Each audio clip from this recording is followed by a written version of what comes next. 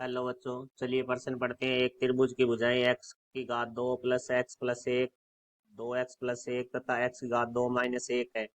इसका सबसे बड़ा कोण है। विकल्प नंबर ए 120 डिग्री, विकल्प नंबर बी 90 डिग्री, विकल्प नंबर सी 75 डिग्री और विकल्प नंबर डी इनमें से कोई नहीं। महत्वपूर्ण अवधारणा। तो ये हमारा जो प्रश्न है वो त्रिकोणमिति से संबंधित है। तो यहाँ त्रिभुज की भुजाएं दी हुई है, तो त्रिभुज का कोई हम कोण निकालना है। जैसे ए कोण निकालना है तो कोस ए बराबर हमारा होता है बी की घात दो प्लस सी की घात दो माइनस ए की घात दो बटे दो बी सी। तो बी सी और ए हमारे त्रिभुज की भुजाएं होती है। तो अब हम प्रश्न की बात करते हैं। तो प्रश्न में त्रिभुज दी हुई है, त्रिभुज की भुजाएं दी हुई है, तो हम पहले सबसे सर्वप्रथम है वो त्रिभुज बना लेते हैं। ये बी और ये सी नाम दे दिया हमने। तो ए के सामने वाली भुजा हमारी ए, बी के सामने वाली बी और सी के सामने वाली भुजा सी। तो हमें त्रिभुज की तीनों भुजाएं दी हुई है, तो हम मान लेते हैं। मानना ए बराबर एक्स की घात दो प्लस एक्स प्लस एक, बी बराबर हम ले लेते हैं दो एक्स प्लस एक, सी बराबर हम ले लेते हैं एक्स की घात दो माइनस एक।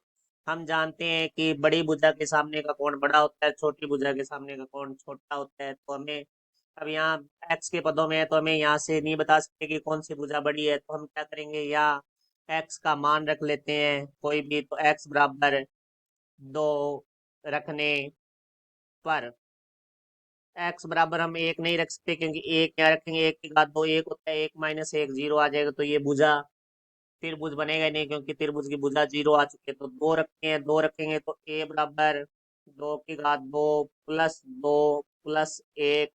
तो दो की घात दो चार होता है, चार और दो छह और एक सात हो जाएगा। और बी यहाँ से हमारे पास आ जाएगा दो गुणा दो प्लस एक, दो दूनी चार और एक पाँच। और इसी यहाँ से हमारे पास आ जाएगा दो की घात दो माइनस एक। तो दो की घात दो चार माइनस एक हमारे पास आ जाएगा तीन। तो यहाँ हम देखते हैं, तो सबसे बड़ी भुजा है हमारी वो है ए। तो ए के सामने जो कोण है ये सबसे बड़ा कोण होगा। तो हमें कोस ए ज्ञात करना है। तो देखो भाई, हम कोस ए ज्ञात करते हैं। तो कोस ए बराबर हमारा है बी की घात दो प्लस सी की घात दो। तो यहाँ से हम देखेंगे तो हमारे पास है बी का मान है दो एक्स प्लस एक। तो यहाँ हम लिखेंगे दो एक्स प्लस एक की घात दो प्लस सी की घात दो था, तो सी की घात दो का मान एक्स की घात दो माइनस एक। तो यहाँ लिखेंगे हम एक्स की घात दो माइनस एक की घात दो माइनस एक की घात दो। तो यहाँ से हमारे पास ए है एक्स की घात दो प्लस एक। तो यहाँ लिखेंगे हम एक्स की घात दो एक्स प्लस एक की घात दो पूरे के बटा में हमारा है दो बी सी। तो बी का मान है दो एक्स प्लस एक और सी का मान है एक्स की घात दो माइनस एक। यहाँ से हमारा सूत्र लगेगा ए प्लस बी की घात दो। तो यहाँ से हम सूत्र लिखते हैं ए प्लस बी की घात दो का जो सूत्र होता है वो होता है ए की घात दो प्लस दो ए बी प्लस बी की घात दो। इसी प्रकार यहाँ से ए माइनस बी की घात दो का सूत्र है वो होता है हमारा ए की घात दो माइनस दो ए बी प्लस बी की घात दो। यहाँ से हमारे पास सूत्र लगेगा ए प्लस बी प्लस सी की घात दो बराबर होता है ए की घात दो प्लस बी की घात दो प्लस सी की घात दो प्लस दो ए बी प्लस दो बी सी प्लस दो ए सी। अब इस सूत्र का प्रयोग करेंगे ये हम।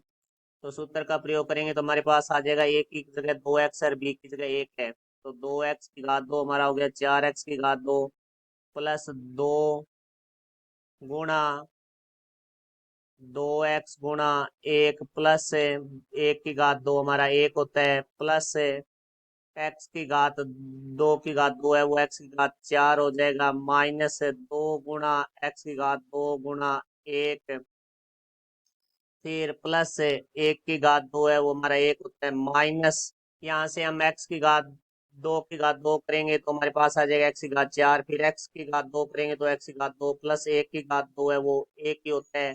फिर प्लस दो ए बी है तो दो ए का मान है हमारे पास एक्स की घात 2 गुणा बी का मान है एक्स, प्लस होता है हमारे पास 2 बी, बी का मान है एक्स गुणा सी का मान है 1, प्लस 2 गुणा सी का मान 1 और ए का मान एक्स की घात है 2। इसके पूरा के बटा में हमारे पास आएगा 2, 2x+1, एक्स की घात 2 माइनस 1।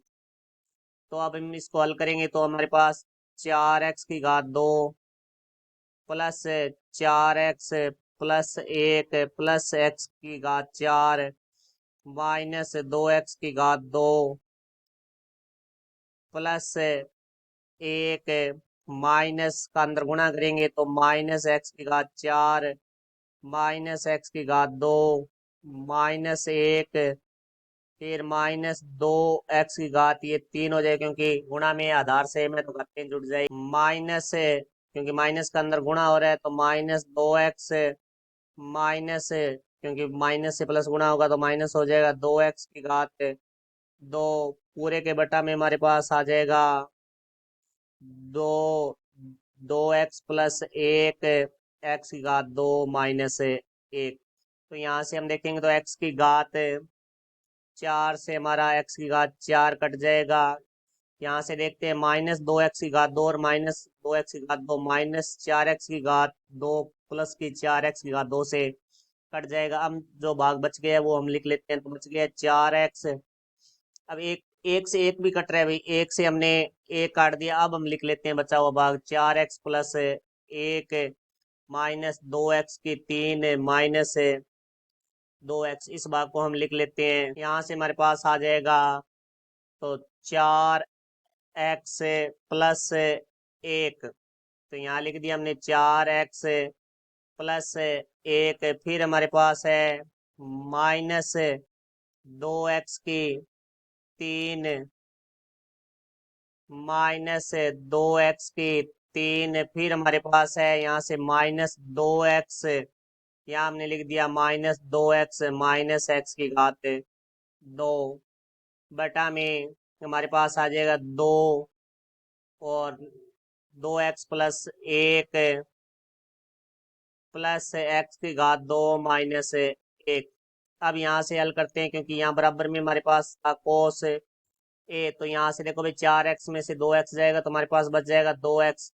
तो यहाँ 2x³ पहले लिख लिया। फिर हमारे पास बच गया यहाँ से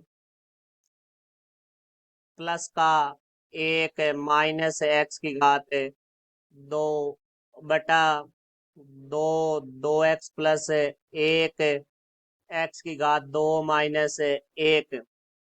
तो यहाँ से आ जाएगा कोस ए बराबर, यहाँ से हमारे पास उबेन स्टार है 2x तो बच गया 1 माइनस एक्स की घात 2। अंतिम दो पदों में से एक उबेन स्टार है तो 1 माइनस एक्स की घात 2 बटा 2, 2x+1 एक्स की घात 2 -1।